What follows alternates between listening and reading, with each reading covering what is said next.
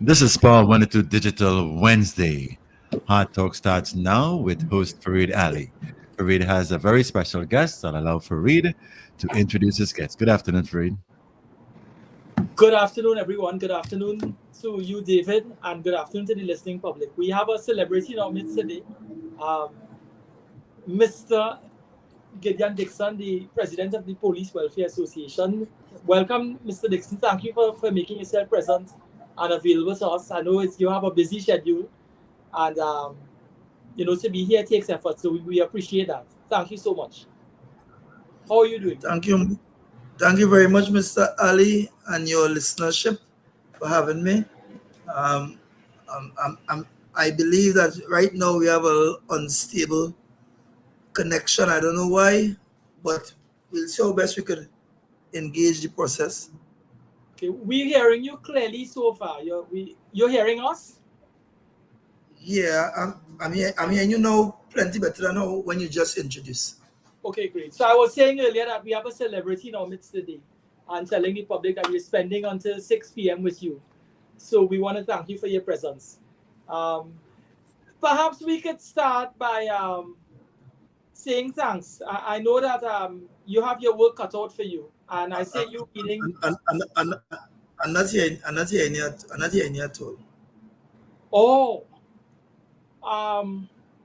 you want to log off and log back on? Yes, maybe that might. let me try to change my location. Hold on a second. Okay. David, in the interim, are you hearing? You're hearing our guest? Yes, I'm hearing both of you. Okay.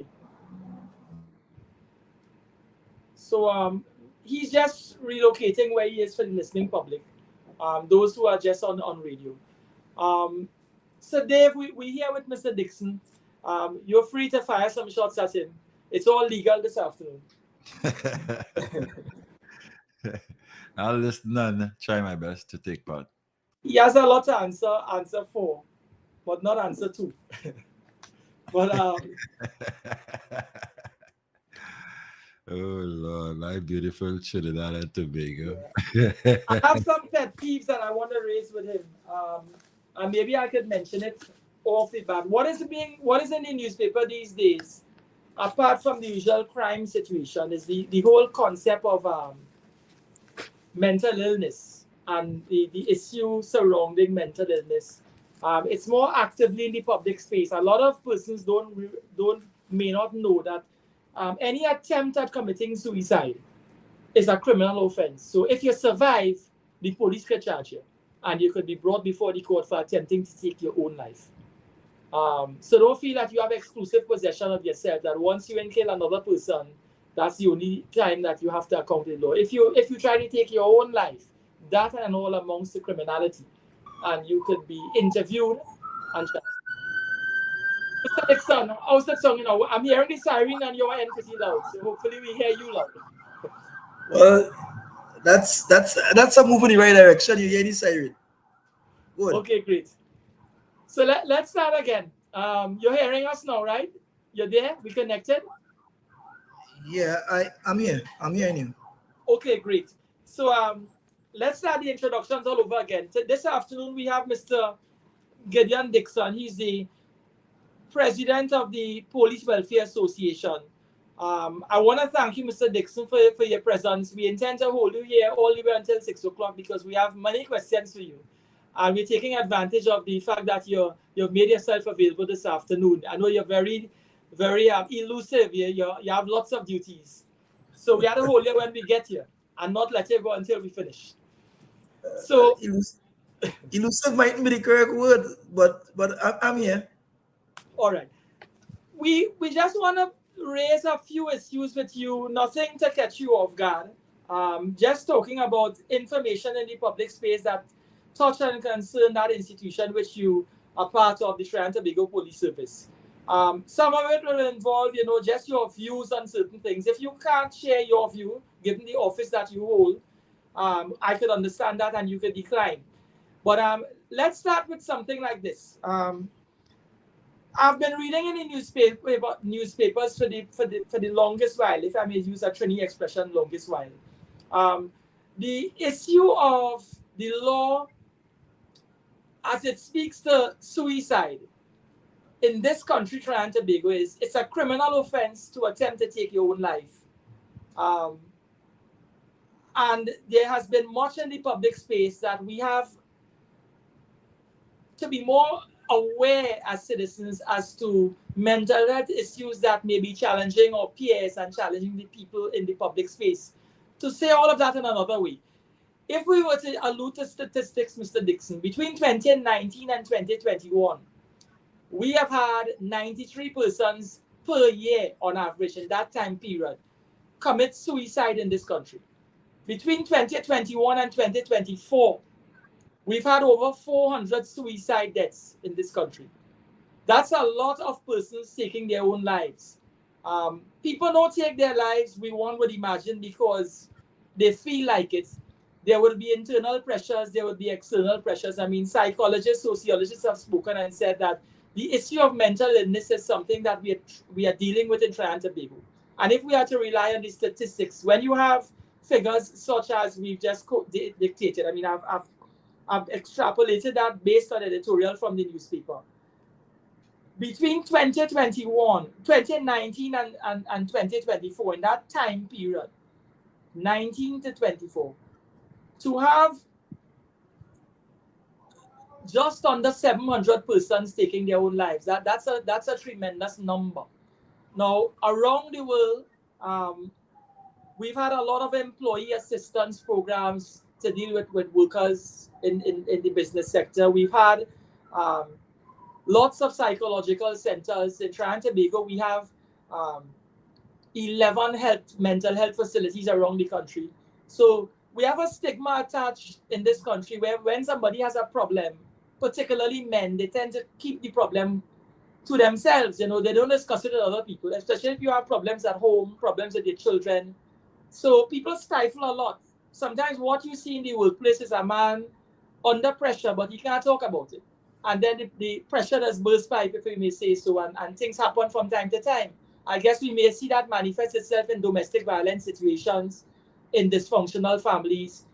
But my question to you is this. Are you of the view that the attempts at taking one's life should be decriminalized? Meaning the laws should not allow for, or the laws should be adjusted that suicide should no longer be, or attempts at suicide should no longer be a criminal offense. What is your view on that? Because up the Caribbean, there has been changes. They're saying that doesn't help. Passing a law into being that a man it's a crime to commit suicide, wouldn't prevent him from attempting to do so. So what we should do is to try to address or put things in place to deal with people or treat with persons who have problems or have issues, social issues, economic issues, whatever problems that may trigger the need to attempt to take one's life. What is your view on that in terms of the law and in terms of the direction of the law, in terms of the trend now to decriminalize that in other jurisdictions, but we haven't so far? What is your view in relation to that? Okay. Your preamble was very comprehensive. Let me just commend you for your preamble. I missed the data between the 2021 to 2024 in terms of how much lives you'd have lost, but I captured the just under 700 as it relates to 2019 to present persons taking their lives. Let me just say this. Our laws, as it is, from an association perspective, we believe that there is need to do a review of our laws, which have been there for quite some time. But nonetheless, they are the laws which exist and which the law enforcement have to utilize in the dispensation of our duties. So once the law remains on the books, we have to abide by that. However, that law in particular does nothing for the person who attempts to take his or her own life and was not successful. To charge them for attempting to take their own life and not successful when the greater cause of why they took their own life was not addressed, we are not seeing it bringing any real value to the individual. Now, there might be the consideration to take, if it is, sometimes in domestic arrangements, triangular affairs, one might take the life of someone else and then take his life, or try to take his life and wasn't successful.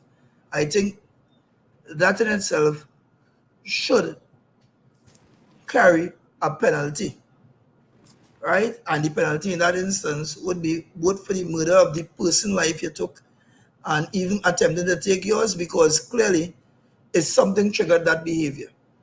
But for a person to have issues facing them on a day-to-day basis and overwhelmed by the situation and attempt to take their life, and it remains plain as that, that person shouldn't be charged more or less for a criminal offense, but more so some intervention psychosocial should be adopted to try to bring that person to a level of normalcy. That is our position at this point in time. What is the TTPS policy in relation to treating with officers that may be in need of employee assistance? Let us put it this way.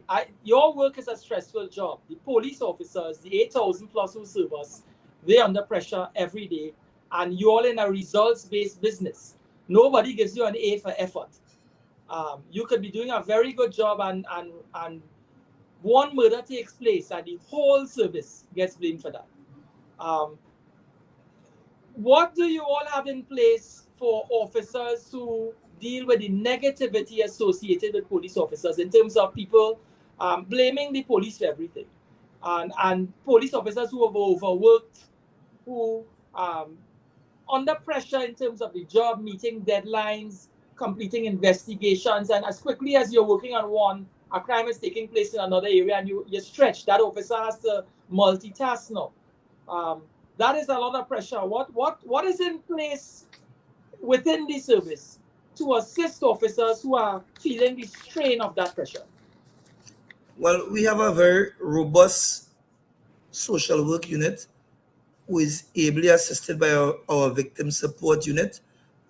Both fall under the auspices of the Deputy Commissioner of Police Administration.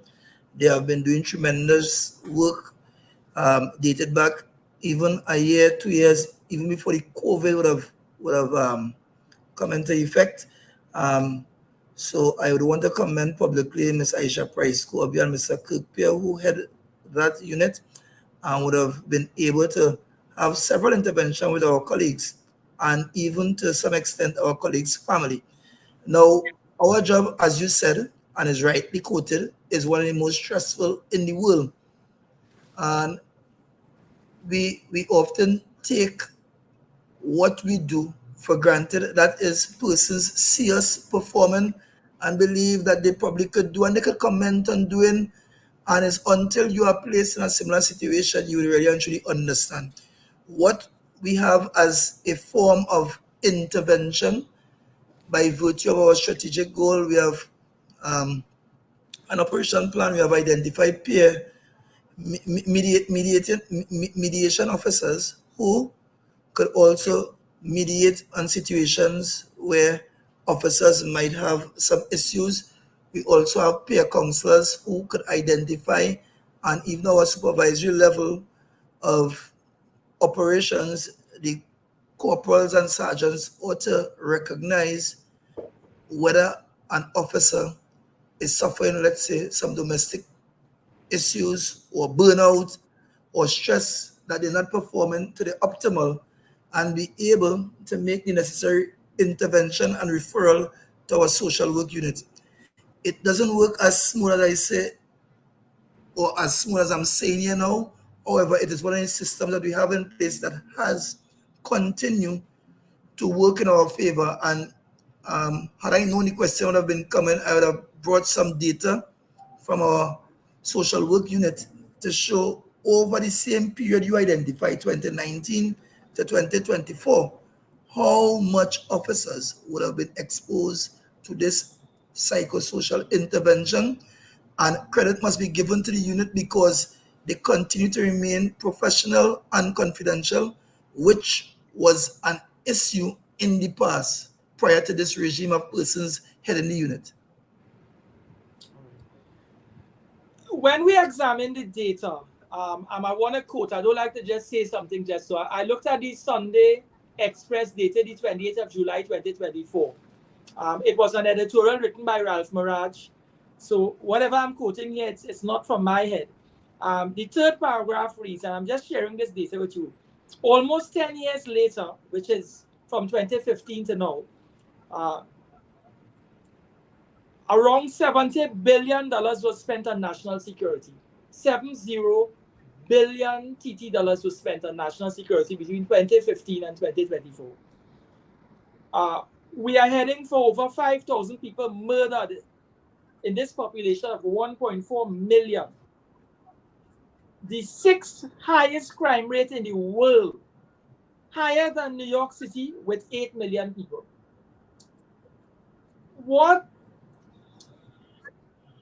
When we look at the amount of money that was invested, Mr. Dixon, $70 billion is not small change.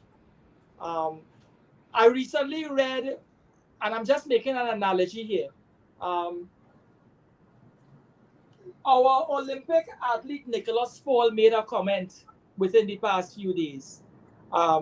He was being asked questions about the Olympic teams, the entire team performance, how we returned from this particular Olympics medalless, and it was being said that the last Olympic Games also we returned medalless.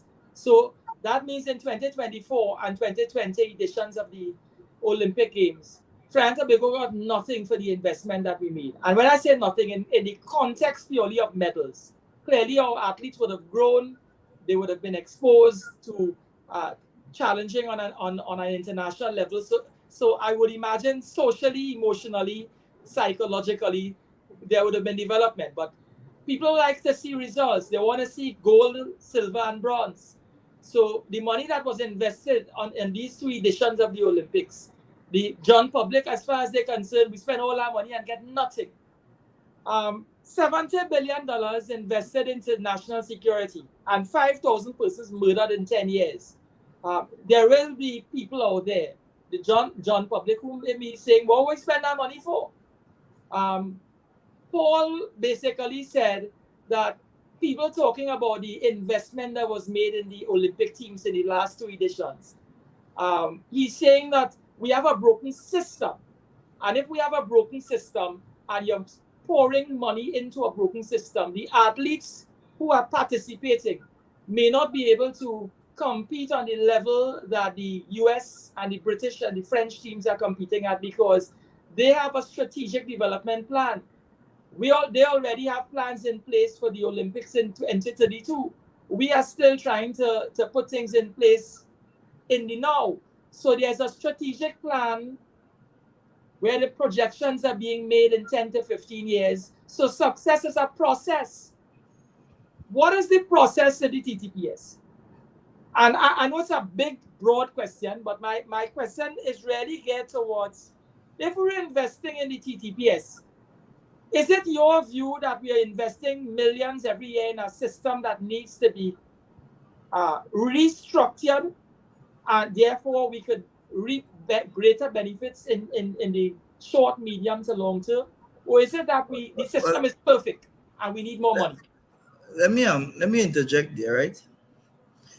So you are quoting Mr. Maraj article 2015 to probably present 70 billion in national security. He made the comparison statement made by Nicholas Paul on broken system and expectations of medals. Let me also put on record that 70 billion wasn't spent in the TTPS. So let me just get that clear.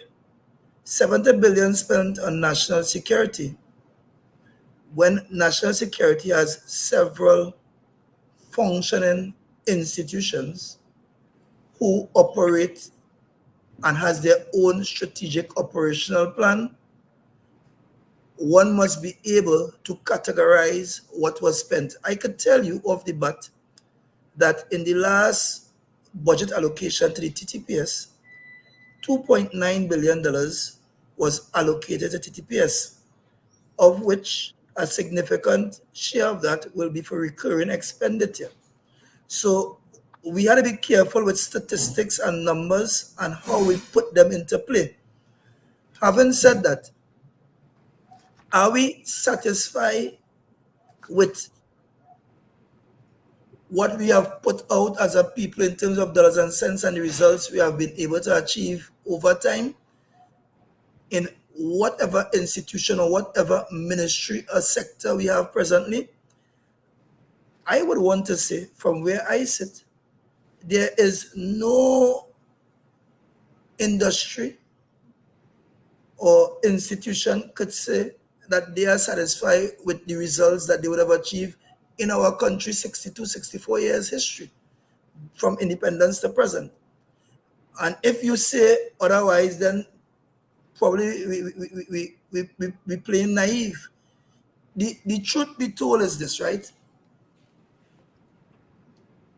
As a people, we often want to pattern what the first world countries are doing, because reference was made to strategic plans as far as 2032 going forward as it relates to sports.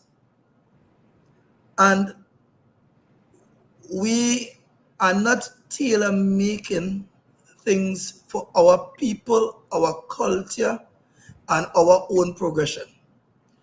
So some things which would have worked for us over time, we have dismantled them and put nothing in place and then expect to get the results that we are seeing outside here.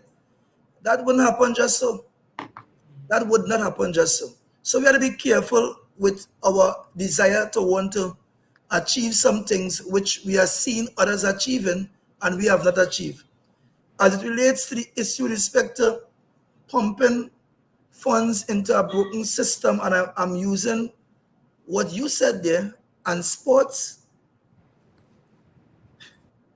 the truth be told, in Trinidad and Tobago, we have very short memory and we are not as patriotic as we think we are. Because I could tell you, being a sportsman myself, just to even get your athletes to the Olympics, where you have to either make some of the best times in the world or compete against some of the best teams in the world and qualify, it takes more than 2 Olympic cycles to get there. It takes as far back as your grassroots programs.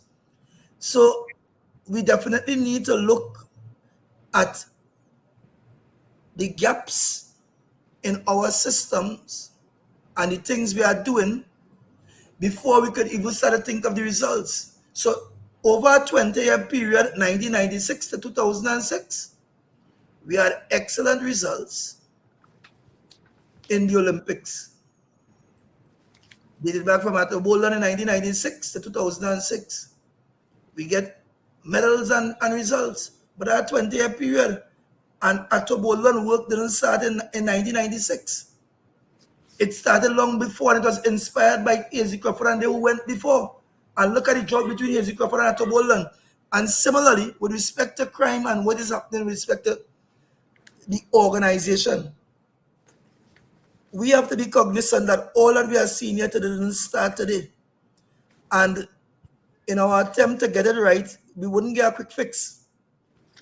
And in not getting a quick fix, everyone needs to understand where we are and where we want to go and where we came from.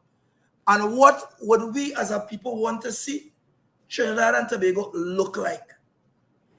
And once the individuals could start to think that way, and the leaders come together and have those difficult discussions and accept that we are not a perfect society, but we want it to look like this, we will just continue to be preaching change and only get an exchange. All right. I appreciate your response. Let's touch on another issue. Quite recently, in Jamaica, they embarked, Andrew Holness and their Prime Minister, he and his National Security Minister embarked on an exercise where they set up zones of special operations to deal with the issue of gang violence and gang warfare. we are on record as stating that there are about 134 gangs in Trinidad and Tobago. Some are more dominant than others. And because of allegiances, or because the gangs have managed to forge allegiances with the communities or create relationships with the communities, the gangs have been able to flourish. Now, that is a blanket statement. Another way of saying the same thing is that these gangs don't exist in a vacuum. Their recruitment comes from persons living in the community in which they exist. And it's public information that the gangs provide support for these communities. And like everything else, if it is you support a community, the community tends to stand by you. So to cut off the lifeblood of the gangs would mean to say you have to deal with the communities that the gangs subsist in. If you address the minds and the hearts of the persons in these communities, you very well may have a head start in dealing with wiping out the gangs or arresting the growth and the fluorescence of gangs. But if it is, we just were to allude to some statistics. It is, and this is the Jamaica situation. I'm quoting here an article again, the same article, 28th of July 2024 by Ralph Mirage. He says that last March, which is 2024, last March, Holness told his parliament the zones have yielded success in 7 designated communities. He went on to mention the name of the communities: Mount Salim, Denham Town, Greenwich Town, etc. He goes on to say these communities collectively recorded a 40% reduction in murders compared with the pre-zones of special operations figures. And he says that the number of active gangs in Jamaica decreased by approximately 36% in 2023 to an estimated 176 gangs, down from 276 known gangs in 2018. So Jamaica seems to have adopted a plan in setting up zones of special operations. That is their acronym for the project that they're on, but they seem to be reaping results.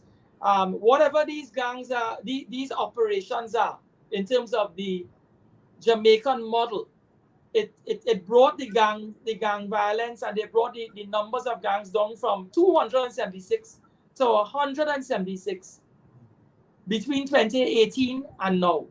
So it took the investment over a 6-year period, resulted in a 36% reduction in gangs.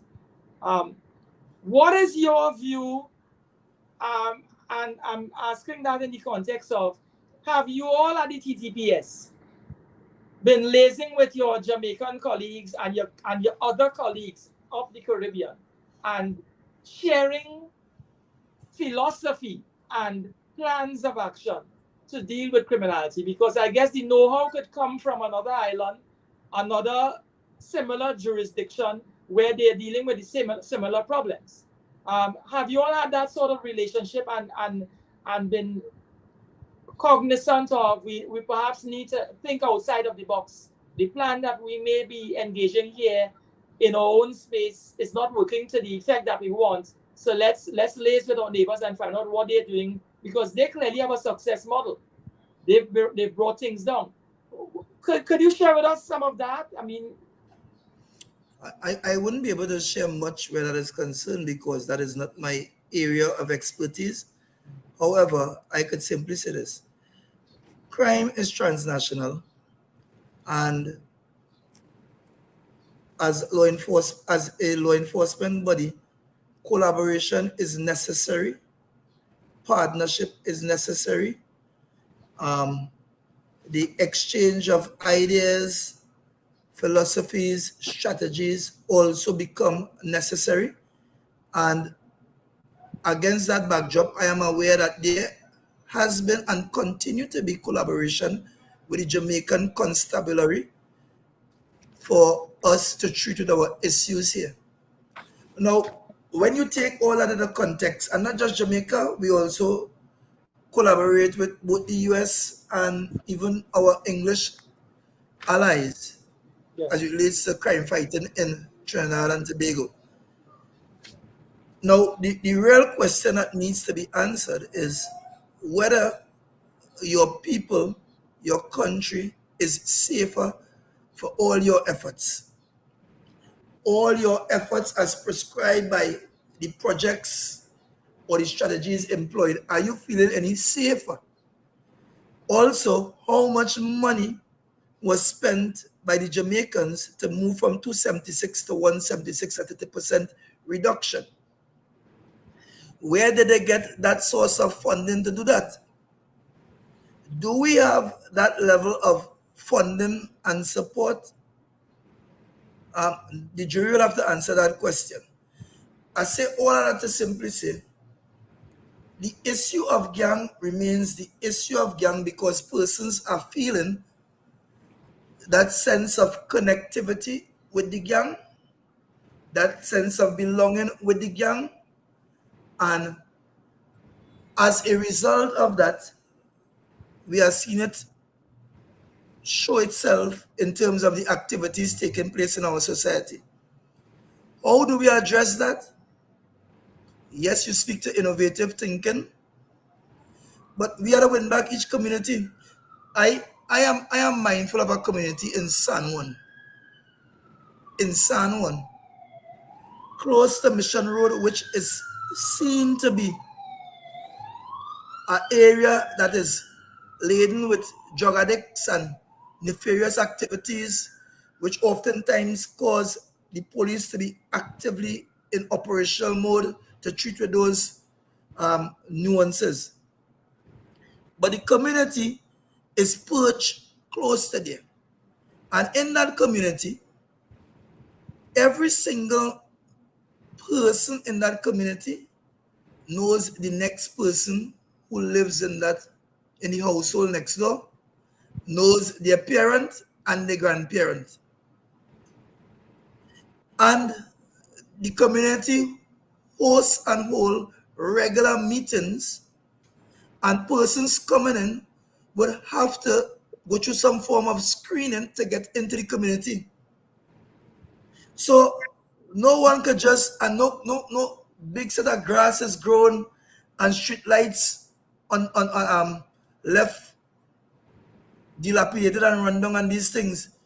What I'm saying is that community need to take ownership of the community in the first instance and harden themselves as a target from the perpetrators who would want to come in there and then use them as a yardstick to commit their nefarious activities. So that community, I don't want to call a name at this point in time, but it is a model which could be used in terms of hardening oneself against the criminal elements out there. If all communities take ownership and don't just leave it up to the community leader, because who is really the community leader? The community leader didn't born and grow there. He have no roots, no ties, no connection with there. He is what? He is who? He is the person who carries around a gun, and without his gun, he is a mouse or a mice. That can be a community leader. We need to idolize those who are bringing positivity to the community and not those who are bringing negativity and unnecessary attention to the community. So it starts with community taking ownership, and on top of that, all communities are based in a station district. And I would advise all community leaders or all civic-minded persons in the community to be part of your station council. I would also encourage my colleagues who are the station commanders to get into those communities, be it on foot, on horseback, on cars, whatever means, get in there, meet the civic-minded persons, and start the model of communicating and hardening those places by using whatever environmental design you need to harden those communities from those perpetrators of crime. Once that occurs, this issue of gang trying to operate and take over will be a thing of the past. The issue of fear and fear of crime within your own community will also be a thing of the past, right? We don't have a limitless resource in terms of personnel nor physical resource to be every single way, but I'm also saying that it's incumbent upon the communities to reach out to the inspectors in charge of the station district and start that discussion. Start that discussion if it hasn't already started. And likewise, the inspectors and officers within those station districts, you have to take a level of ownership for crime happening within your domain, within your space, and collaborate. We have neighboring stations, collaborate. We have specialist units, collaborate. We have other entities in law enforcement, collaborate. We have persons who are on the council, the regional corporations, the municipal corporations. We need to be able to work together strategically to win by the community and not just look at pointing fingers as to when we have fallouts from the school and then end up in society and become miscreants, and now we just plain as society trying to arrest ourselves out of the issues that we are facing. That can be the answer. Would you agree with me that for a police station to flourish in terms of getting support from the community, that there must be a deeper, broader relationship between the station and the community? When people feel connected to the police station, meaning that they know the officers, they have trust and confidence in the officers who are working there, there is relationship. They just don't. It's not just about knowing that the station down the road and where it is located, but they feel that there's a connection from in terms of police and the community. Police work in the community. They develop contacts. The people feel they can walk in the station and speak to Officer Gideon Dixon. He's somebody they can trust. They don't have to worry that if he says something, it may go elsewhere and end up in the wrong hands, because people have a mistrust. It's a lack of relationship sometimes that causes breakdown.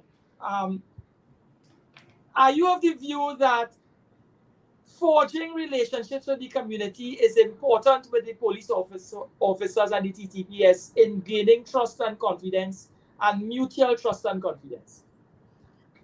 Well, let me just plug this. Hold 1 second. Yeah.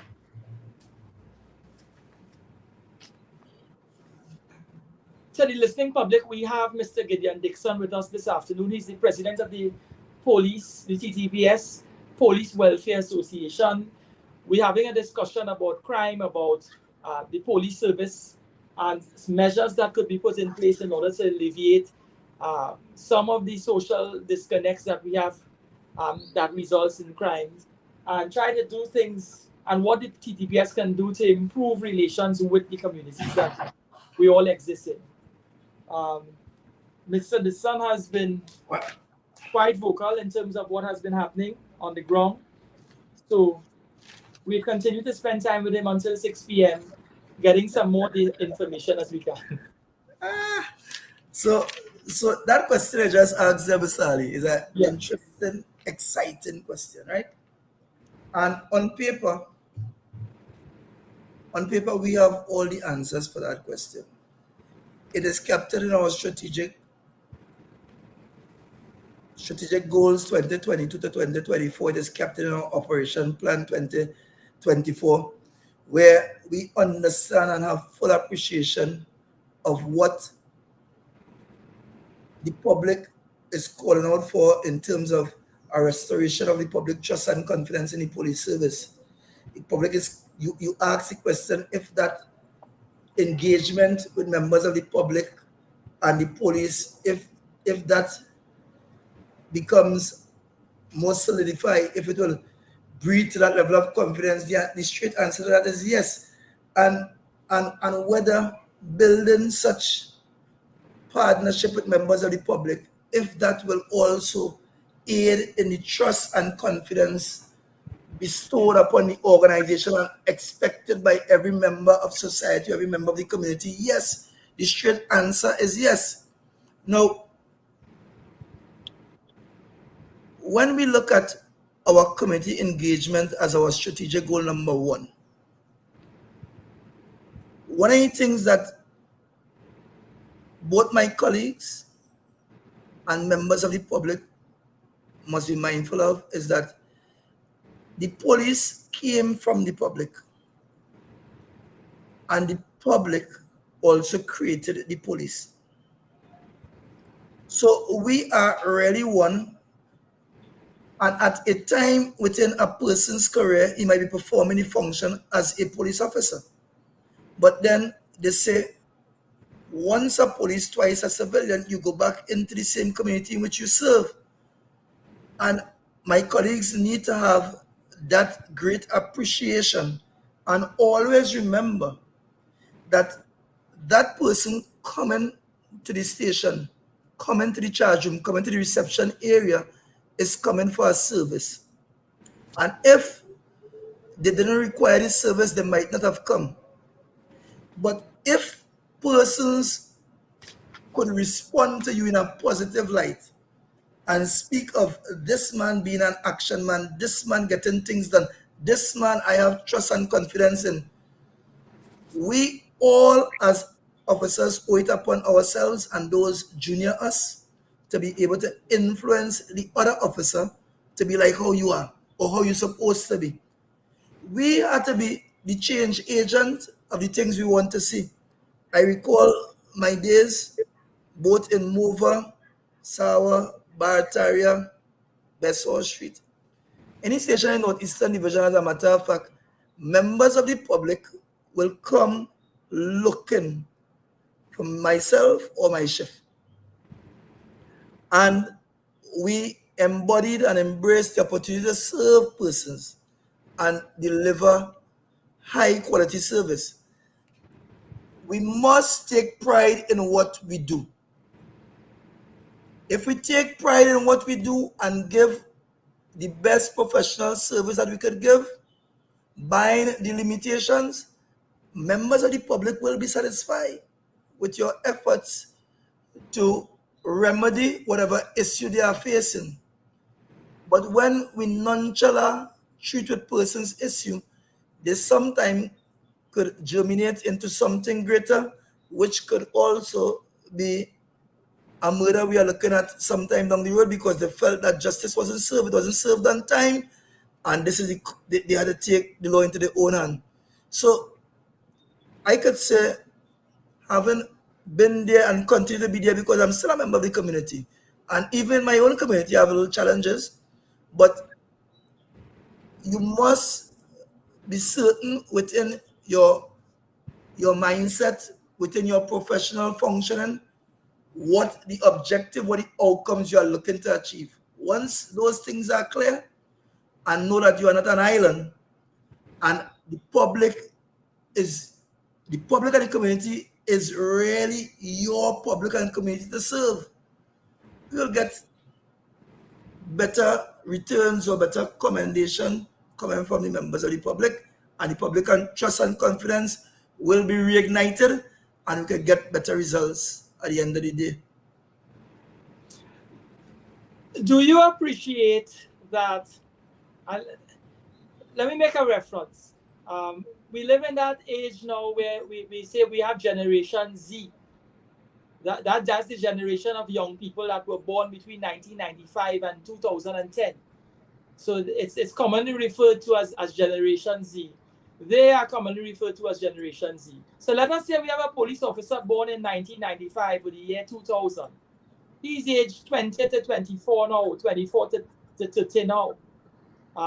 You're making reference to yourself. You would have been born in a different generation, a different era. Your education, your schooling, you came from a different time. Probably you came from that era where parents used to probably discipline you with cane, whip, and put it and kneel down and bawl at you and shout at you and so on, and it worked for you. But Generation Z, you can't that education that they would have been exposed to, that social engendering that you were exposed to, they weren't exposed and aren't exposed to that. So the 14-year-old now who can't, who has to be disciplined by talking to him, otherwise the police come in to discipline the parent for touching him, for hitting him. That generation, that's a different sort of individual you're dealing with now. You know, his how he is wired and how he is made up and how his mind thinks and his value system. He probably looking at persons like yourself and myself as from a bygone dinosaur era, and we probably can relate to him. When we talk about, bearing in mind that comment, we're looking at that from both points of view, right? We're dealing with the police, who is Generation Z. He was born out of that generation. Do you all have mentorship programs within the service where senior men, old men like yourself, could have a conversation with a Generation Z police officer and try to form his mind, train him as to how you used to do it in the old days, and how it ought to be done before, you know, you had all this technology, how you all did things by rote. So you would have learned things the old way and then adjust to the new way.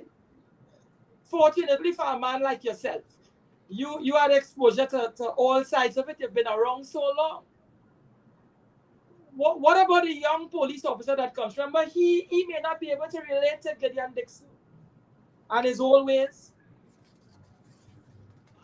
Do you all have that sort of mentorship there so we could bridge that gap between senior police and young police, where they could be socially engendered and shown how to do things, and mentorship programs? And when I say mentorship takes place every day, you know. Mentorship takes place when a man comes to work and a senior officer take him under his wings and say, well, this is how you do this. This is how to approach this investigation. You're looking at it from one angle. You're not thinking of this. Does that sort of reciprocity exist? It's an excellent question, Mr. Ali. And yet, you know, we would use the terminology now of mentorship.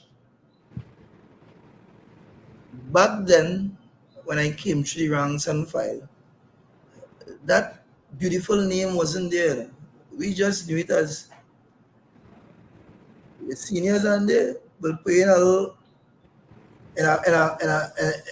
only in a little session, or they started to talk the laws, you started to talk experience, you started guide, you started counsel. Communication actually occurred, and informal training occurred.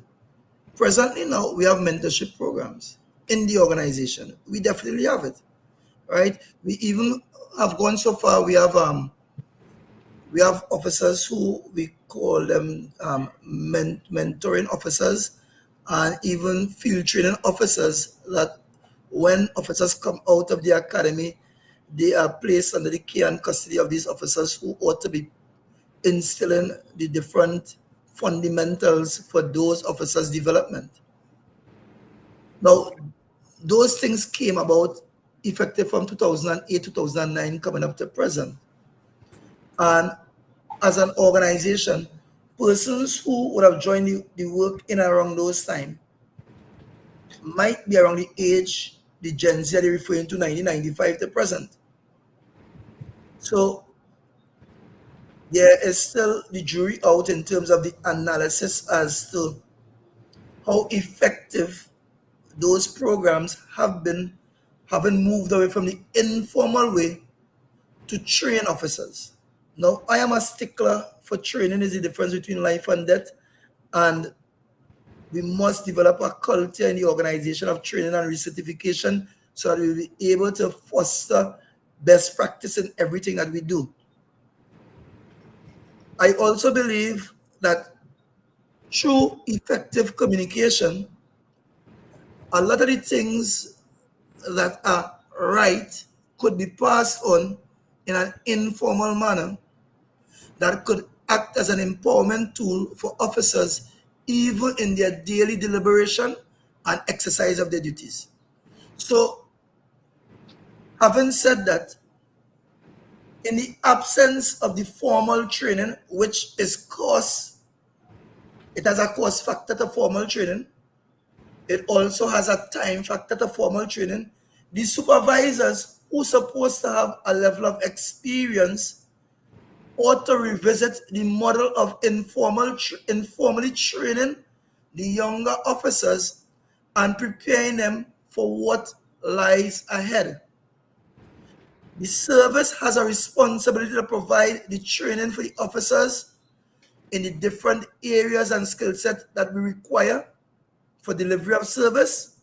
But in the absence of that, we also have a part to play as senior officers to pass on knowledge and expertise through effective communication.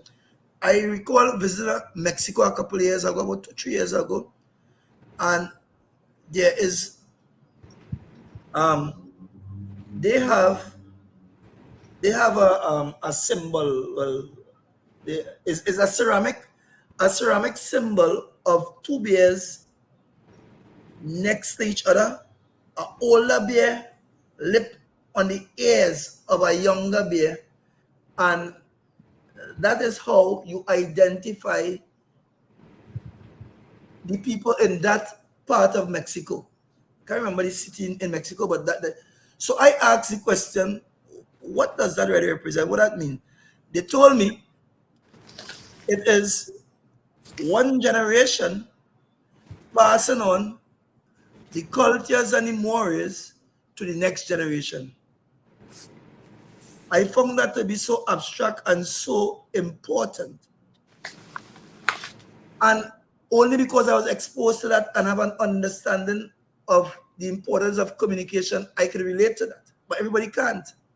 So as an organization, we also, the senior officers, the supervisors, those in supervisory management, need to start succession planning by just effectively communicating what is the correct thing to the younger ones, and even mentoring them outside of an official program. Correct. Allow me to say this on that note.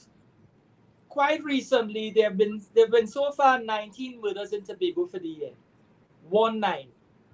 In the eyes of Trinidadian, 19 is such a small number in relation to the large numbers that we have amounting to hundreds. But Tobago is a small society. But I'm saying that to say this. When Mr. Scotland, the newly appointed minister in the Ministry of National Security, had gone to Tobago and began to liaise with communities and to speak officially as to what his findings were. One of the issues that arose is people in the community were saying that by the time they get accustomed to dealing with a particular set of senior officers at the stations, the various stations, they move them. So the community now find themselves in a situation where so many changes are being made at stations in terms of transfers that the senior officers who tend to forge policies, the policies fall by the wayside, to use a Trinidad expression. The new officer that comes in, the portfolio may not have been handed to him, or the plans that previous officer put in place were not handed over to him. So a new officer comes and he has a new plan. Now, this is the community speaking. So what is your comment in relation to that? Do you think that police officers in senior positions, because of, I guess, the exigencies of the service, from time to time, you all may have to transfer officers. But if Tobago is speaking to the fact that there are too many transfers taking place and therefore gaps are being left in terms of policies that would have been put in place and that were not followed through it with the changes that came to adopt those positions. That is a comment. What is your view in terms of ensuring that programs and policies put in place at stations vis-a-vis the senior officers who may have put things in place at stations to deal with a particular community? What is your view in terms of the TTPS not managing that properly? Because I'm saying that to say, clearly, if it is there, you have senior officers in place and they put programs in place. Succession plan is important. Whoever is coming in there to replace him or to receive the baton and run with it. Um, how do you see that? Do you think that that makes sense in terms of ensuring uniformity of policy and the baton being passed from one leader to the next in relation to how things are executed at stations? Right. Interesting question. And before I even answer that question, let me just finish off the last part of the Gen Zs, right? The Gen Z question that they asked. The last part of the Gen Z question, most of my kids, I have 4 kids, they born within that Gen Z area. And they believe they have an entitlement. And even younger officers who might come into the organization more academically inclined than those who their predecessors also feel that they have an entitlement. There is no entitlement in this life, and I need to make this abundantly clear. Unless you are born into a monarchy or born into wealth, there is no real entitlement. I think that us as parents have tried our best to pave the way for our children to have it a little easier than what we would have gone through. But that journey map in which we would have passed through, it's necessary so that we can communicate that to them, give them a sense of understanding where we have come from, and similar to the younger officers, give them a sense. All police station now that has air condition, 15 years ago had none. Vehicles didn't have air conditioning. But we survive, and we weren't doing as bad as we're doing now. So sometimes we need to look at where we have come from, the value system that we have been brought up on, and ensure that those who come after have an appreciation for it and don't let discipline fall down at no point in time. That is necessary for us to continue to do what we are doing and do it with a level of excellence. So I'll go straight to a question now. The organization would recruit officers almost on a yearly basis, and they might target persons coming out of school. And in so doing, most of the persons would come in around the same age. So if most persons come in around the same age, most persons will be leaving around the same age. As a dynamic organization, we have several different units, sections, and branches. And there might be the consideration to have succession planning within each division, section, and branch for level of continuity. I know that is factored in, but not everyone would pass the promotion exams, and not everyone would. Having passed promotion exam doesn't mean that you're going to remain where you are, because if your section could only cater for 8 corporals and 15 persons pass, that means at least 7 persons will have to move out of the section and go to somewhere else and pass on that knowledge and expertise and experience. So it is managing people, managing what we would want to say the attrition that occurs with the organization. We went through a very serious attrition within recent times. Most of the senior officers who would have laid the foundation and created strategic goals for the organization, they would have left within the last 3 to 4 years, in some instances 5 years. So others had to continue.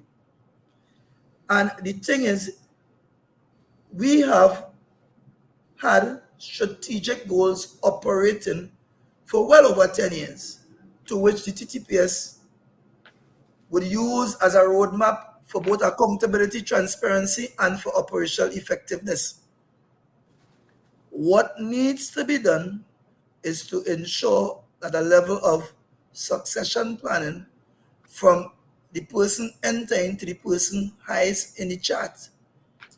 That level of training and exposure is given to them so that if and when persons leave, we will not have to be doing the start over. So yes, there is some validity in the statement made by the members of the public in Tobago, and that goes for almost the entire Trinidad and Tobago, where attrition continues to impact us as an organization.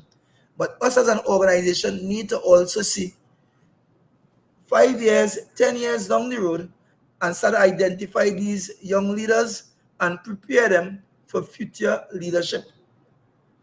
And once we do that successfully enough, the issues of starting over will not be an issue of starting over. It will be an issue of being innovative to improve what would have been there and make it be relevant to the time that you are living in. Let's touch on an area that is in the public space right now. There's been a recent addition to the Ministry of National Security in the context of the newly appointed Minister Keith Scotland, Senior Counsel. He will be working with Mr. Hines, Mr. Fitzgerald Hines. Now, if I'm correct, I believe Mr. Hines would have been appointed as Minister of National Security in April of 2021. That's about 3 years now. We are on the cusp of at least another year of this current administration in government. I'm not saying that they will not be in a year. I'm just saying that the constitutional term in office ends in about a year's time. So with the introduction of Mr. Hines, it's a question of not that there is no confidence in Mr. Hines, but I guess he's getting help. He's getting a hand. The first thing Mr. Scotland says is he has two things in mind. He wants to restore public confidence in the TTPS and he wants to reduce crime. Now, to say that he wants to restore public confidence in the TTPS, that is a loaded statement. When he says that he seems to be thinking that the public may not have confidence in the TTPS to the levels that it was previously. Let us take it at face value in terms of what he's saying, that there's no innuendo or over or undertone in that comment made by Mr. Scotland. When we examine the new role of the minister in the Ministry of National Security, if you were in his position, what would be some of the measures that you would put in place to restore public confidence in the TTPS? I think you're in a better position to lend your voice than he is, because he's a minister in the ministry. He was never a serving member of the TTPS. He doesn't have a working understanding of what you all deal with and treat with on a day-to-day basis. So from an administrative point of view, you're bringing in an administrator who's going to try to boost public confidence in 8,000 police officers. And he must be able to understand what it is you all face on the ground, to understand how to bridge that gap between yourself and 1 million people. That's a big task that he's undertaking. I'm not too sure if it is he understands the enormity of his role. And the fact is, if it is public confidence in the TTPS doesn't increase in the next year, he would be deemed a failure in the same way that people speak of Mr. Hines in a negative way, and perhaps speak of other senior people in the Trinidad and Tobago Police Service in a negative way. What is your view in terms of his introduction and his goals to restore public confidence in the TTPS and to reduce crime?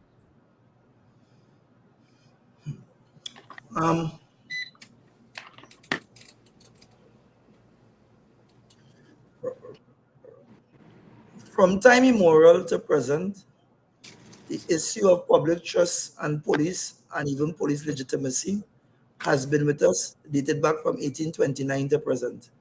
And I say 1829 because I'm referring to Sir Robert Peel, who was the first man who introduced structured policing in the metropolitan region in England, and it has since spiral or mushroom into what we are seeing today as law enforcement bodies throughout the entire world.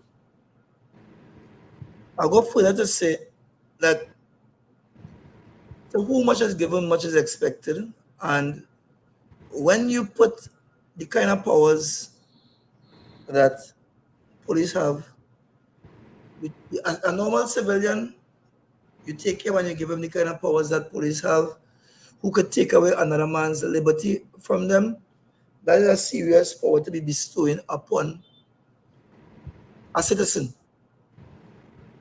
That being said, we are not veering away from incidents which are in the minority, which would have occurred over time, which would have caused the sentiments of the public to be breached in terms of the trust of the police. And likewise, we also want to say that the media have done a tremendous job in highlighting issues where police would have come up short, fell short, and caused public trust and confidence to be breached. So it is noble of the minister to want to restore public trust and confidence, but it must start with the minister engaging those persons who, the members of the public, need to operate in their interest of safety and security, and that is the ground troops. We have not met the minister yet.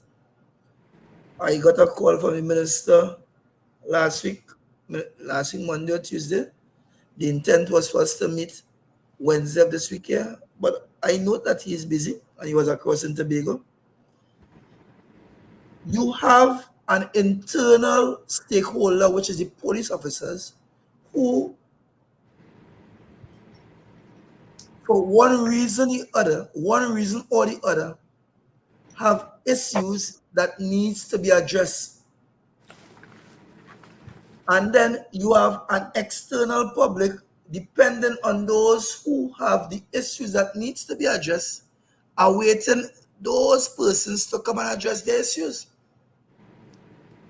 So the minister will do very well in the first instance to engage with the association, who has identified at least 17 issues which he need to address with the police service presently, to address issues of moral and the motivation that officers are faced with.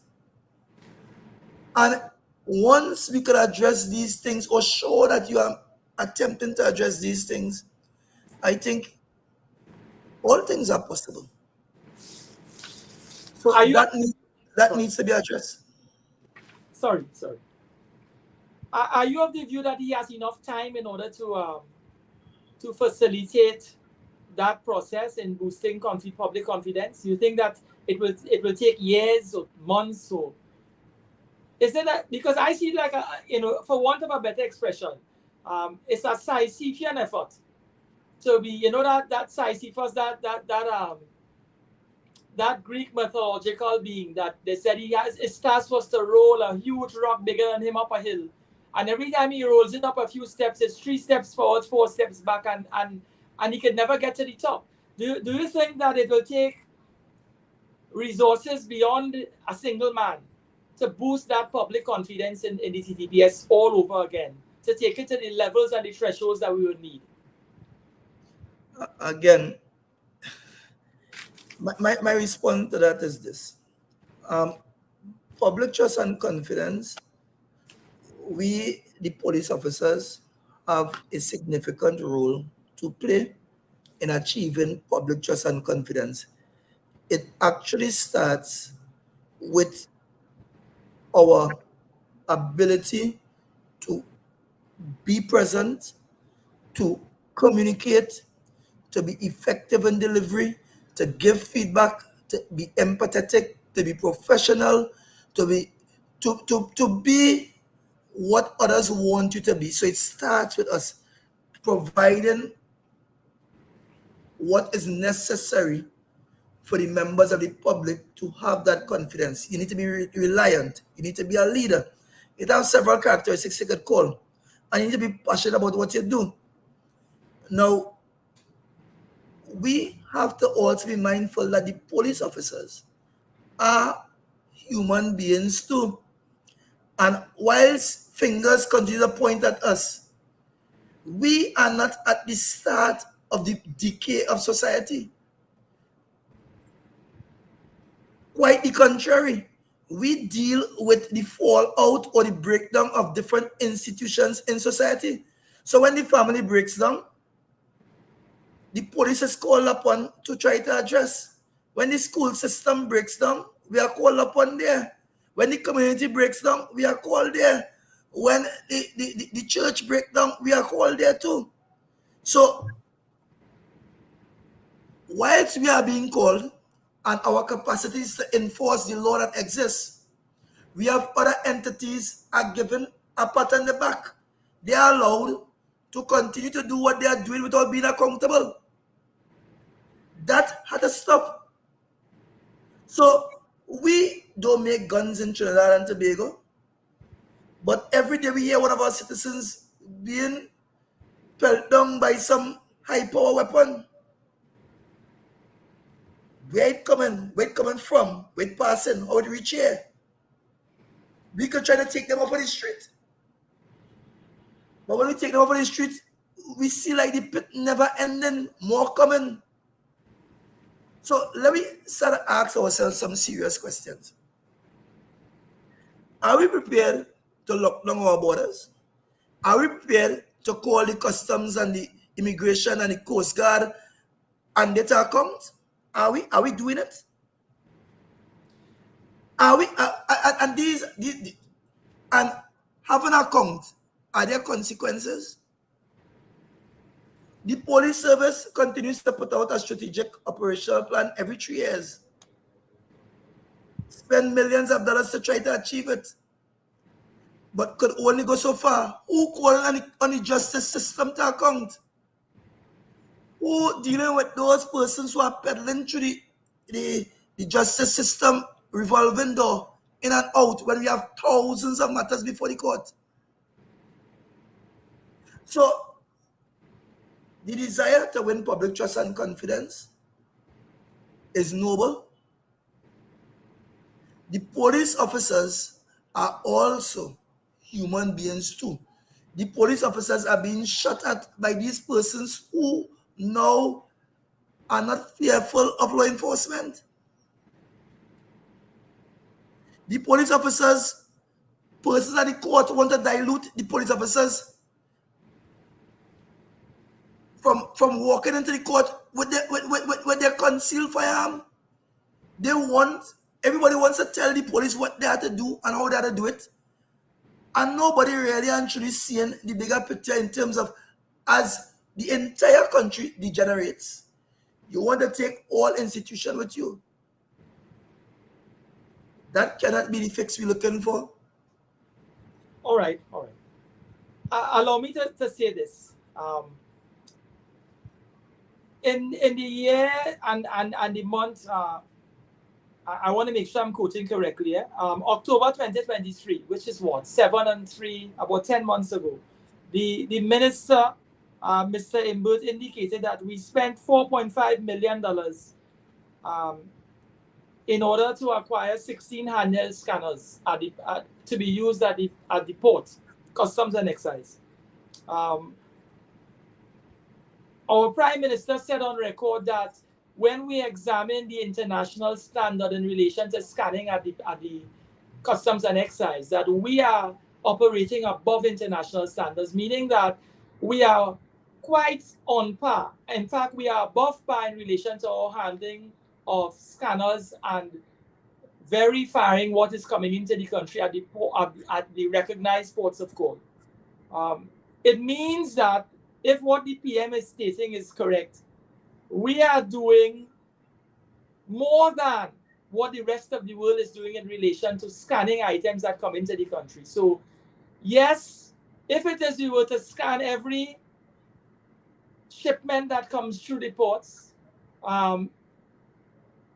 it would be near impossible. I mean, in terms of getting things done, in terms of clearing things at the port. So the operational standards that are recognized around the world, Trinidad and Tobago is above that. Now, I accept what you're stating in terms of the police can't be asked to solve everything. The police is not a panacea and elixir. They're not the answer to everything. But there's an expression, after God is the police. And when you stand in a position, upon whom much is given, much is required. So somebody have to take the licks. I'm not stating that you ought to stand here and allow me to say that and get away with it. I'm No, not that. you wouldn't. I wouldn't allow you to get away with it because again, it it's like saying you are my child, but I will treat you like a stepchild. And that has been the order of the day in terms of how the police are treated in Trinidad and Tobago. We went through the COVID, we were the only institution to lose 39 persons. We weren't even given a recognition.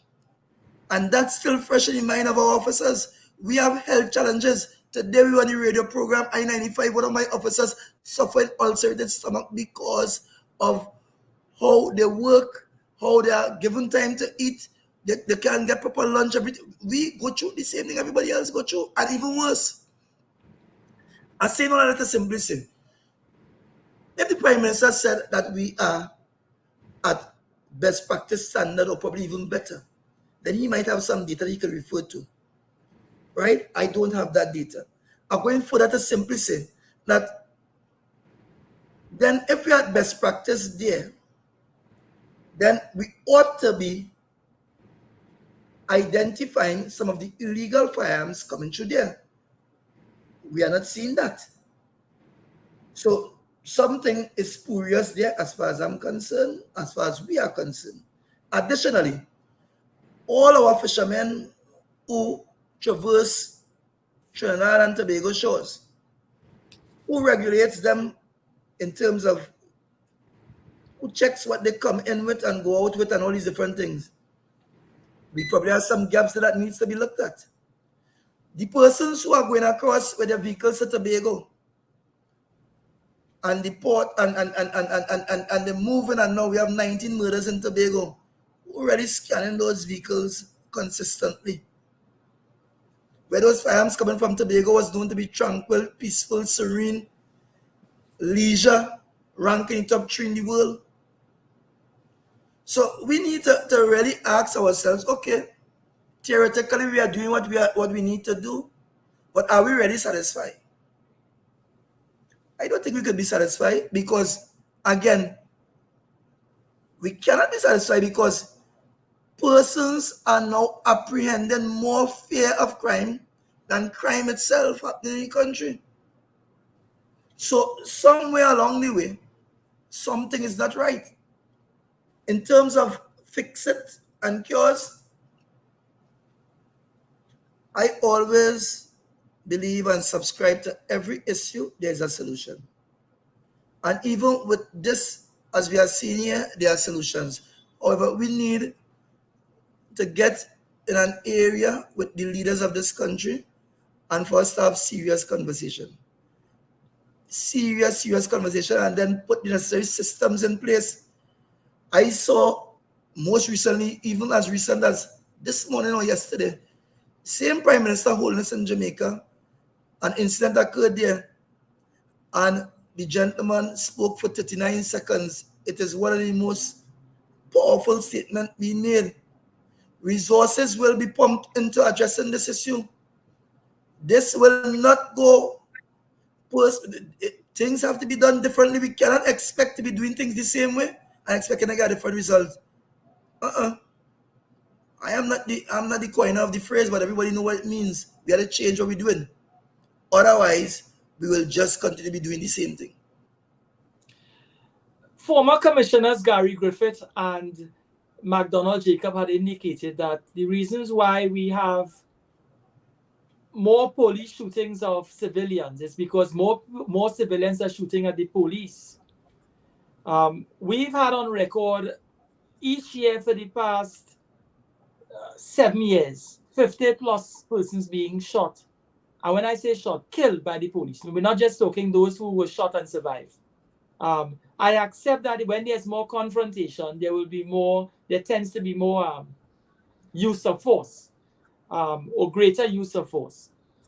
What is your view in terms of the PCA's treatment of investigations relating to police officers who would have to engage the public and use force and use deadly force? Are you of the view that the PCA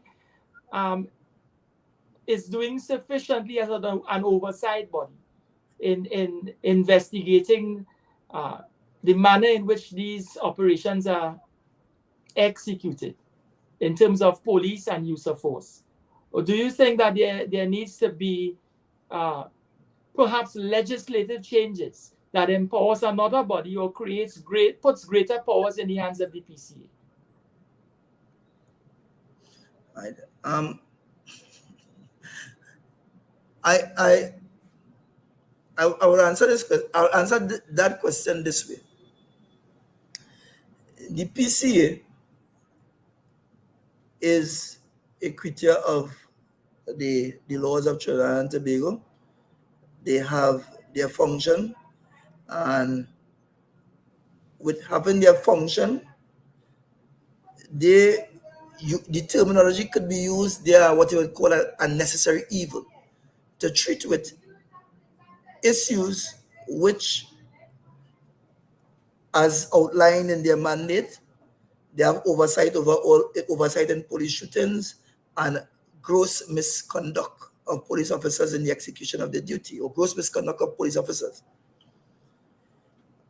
I think that for PCA itself, there has been several instances when PCA would try to utilize data to show its relevance in matters that does not even fall within their domain. Now, on the flip side of that, PCA have done a tremendous job of advertising and marketing themselves, so members of the public will go there and report matters. So kudos to them for where that is concerned.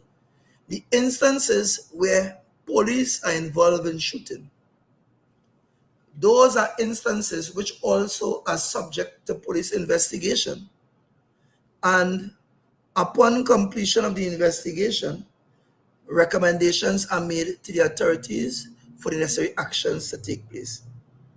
We, as an association, hold the view that our use of force policy is adequate in terms of what it signifies an officer needs to do when encountering situations. And we commend the fact that we have also been able to see more impetus where non-lethal force has been acquired. There still isn't sufficient. We also believe that instances where police officers in the execution of their duty had cause to neutralize targets are instances which the coroner's inquest, we have not heard within recent times, coroner's inquest coming into play. Right? We have seen where things happen and it moved from things happening straight to persons being incarcerated until their matter is called.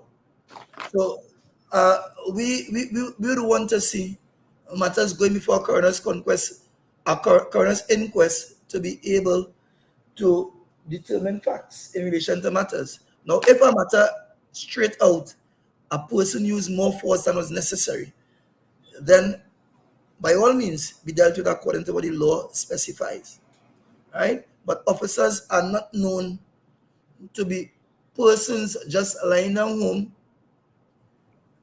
getting up, go down to a station, take a firearm, go out and lick down somebody, neutralize somebody. Most times incidents occur, officers are within the execution of their duty and had cause to utilize some form of force. Right. Allow me to ask you this. I think as long as there is no use of, or there is limited use I don't want to say no use of body cams. We will always have questions being raised as to when the police engage the public, what really happened. What is your view in terms of greater use of body cams or use of body cams? Um, in my understanding, um, an argument was put into the public space that the legislation doesn't allow for police officers to use body cams in terms of the law stating that they must. So, what is your position? What is your association's position with regard to advising your officers on the use of body cams and the availability of body cams to avoid the public raising these allegations and to clear up when there are confrontations what really happened? Well, it's an interesting question, and let me just start by saying body worn cameras, right, in Trinidad, well, sorry, body worn cameras is what you would call best practice in law enforcement presently around the world, right? Best practice. When I joined the organization 30 years ago, there was nothing like body worn cameras. And even as recent as 15 years ago, there was not like body worn cameras. So it has evolved to where body worn cameras, they are able to capture data and provide a snapshot or footage of what would have occurred. The truth be told is this: we will never be able to have sufficient body worn cameras for every officer, and our officers, the association, continue to go on record and say that we support the usage of body worn cameras. But I also want to say that right now, on most persons' vehicle, there is cameras. On most persons' homes, there are cameras. On the nation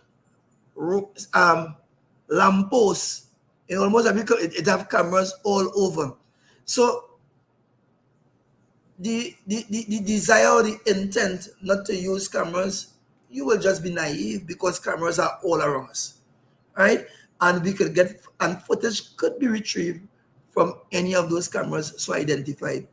So to my officers, I would say, let us get with the times. Let us use our body worn cameras because it is best practice. It could give another version of what others might say is not the truth. Well, you gave me an answer there that I wasn't expecting. I know that. I know that. We have cameras all over.